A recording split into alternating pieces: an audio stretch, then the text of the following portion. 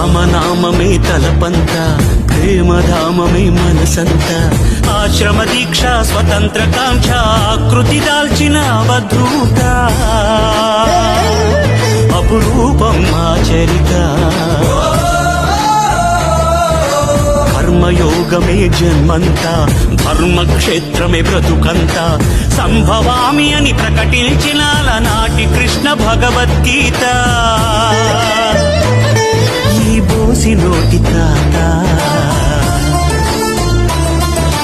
మనలాగే ఓ తల్లి కన్న మామూలు మనిషి కదరా గాంధీ. మహాత్ముడంటూ మన్నన పొందే స్థాయికి పెంచదా ఆయన స్ఫూర్తి.